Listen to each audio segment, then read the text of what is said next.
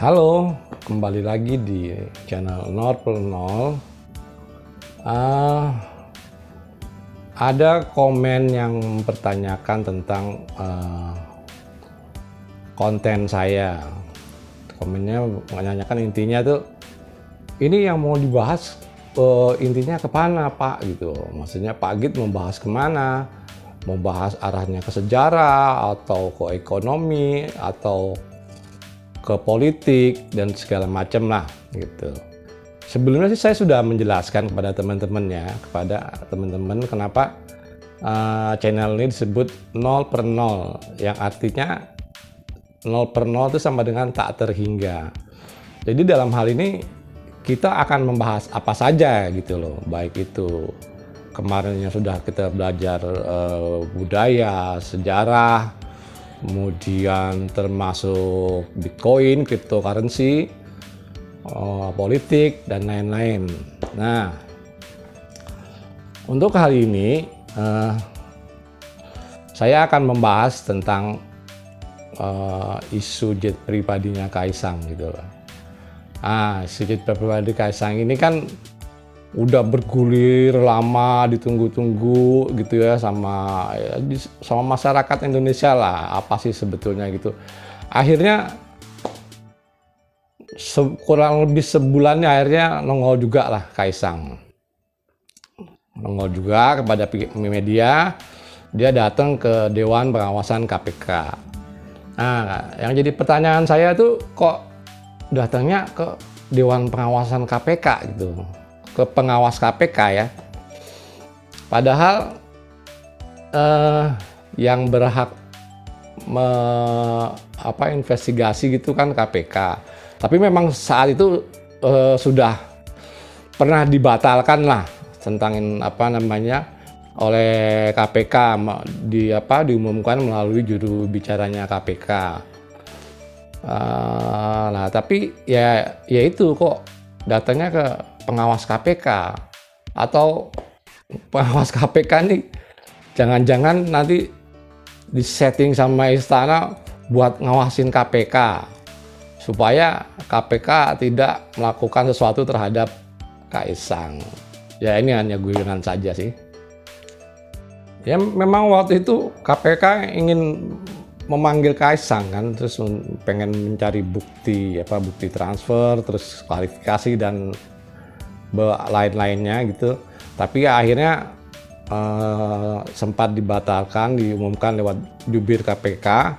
Kemudian agar si Kaisang ini mengklarifikasi sendiri gitu menurut jubir KPK. Nah, yang jadi pertanyaan saya ini, jubir KPK apa jubir istana? Kan nggak ngerti apa dia double kerjanya. Nah, it's a joke, oke. Setelah menunggu dengan penantian yang cukup lama gitu, hampir sebulan lah kasus ini. Maksudnya diem, si Kaisang tuh juga kalau dicari media kabur-kaburan, nggak mau jawab gitu. Itu membutuhkan waktu kemarin tuh ya sekitar 26 hari lah, hampir sebulan gitu.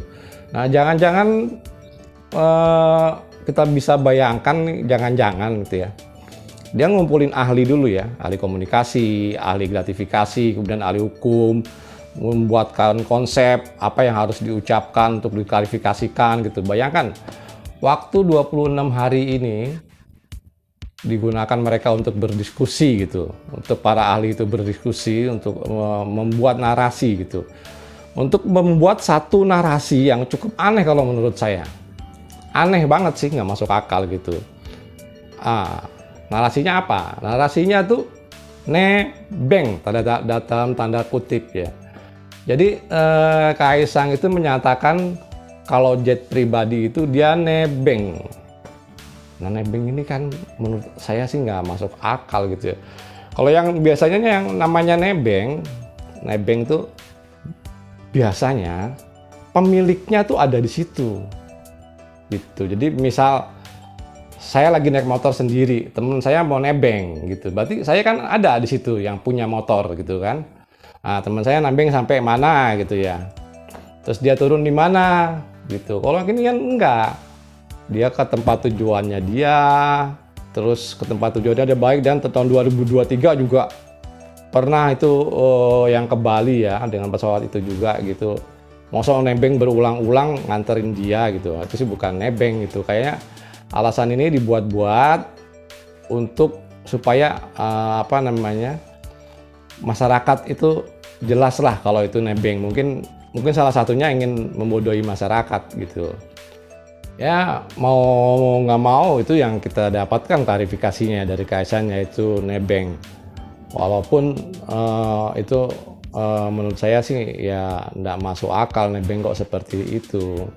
Tapi tujuannya jelas ya, kalau menurut saya tujuannya jelas. Ini hanya untuk menurunkan tekanan dari masyarakat atau netizen gitu. Jadi kan dia lebih takut tekanan dari masyarakat timbang tekanan dari proses hukumnya. Kalau proses hukum mungkin ya kita tahu sendiri lah, hukum itu kan tajam ke bawah, tumpul ke atas gitu. Jadi kalau untuk proses hukum dia nggak begitu khawatir, tapi kalau sama tekanan masyarakat itu dia mungkin sangat khawatir. Apalagi dia sebagai ketua PSI, kemudian sebagai anak Jokowi. Nah ini untuk menurunkan tensi dari masyarakat, tujuannya menurut saya itu. Dan sebelumnya juga Budi Ari, Menkominfo itu pernah menjelaskan kalau Mbak Erina tuh sedang hamil, jadi nggak cocok lah buat naik angkutan umum gitu. Misalnya naik pesawat komersial itu kan dia anggap angkutan umum, jadi harus naik yang private gitu. Nah, kalau sampai nanti dari alasan nebeng itu, menurut saya kalau sampai alasan nebeng itu nanti akan menyelesaikan masalah, maksud saya masalah di KPK ini kan semua tergantung dari KPK nanti mau beresin atau tidak gitu, dan kita mau tahu seberapa kuatnya KPK gitu. Nah, kalau dengan alasan nebeng nanti urusan selesai gitu, ya kayaknya kita nggak butuh KPK gitu. Apa gunanya KPK? KPK bubarin aja. Nah itu kesimpulan saya sih gitu. Kalau sampai alasan ini yang alasan ini dalam kutip nebeng menyelesaikan masalah tentang jet pribadi itu, ya KPK bubarin aja lah. Padahal waktu itu Jokowi tahu sendiri komitmennya adalah memperkuat KPK. Ini masalah komitmen.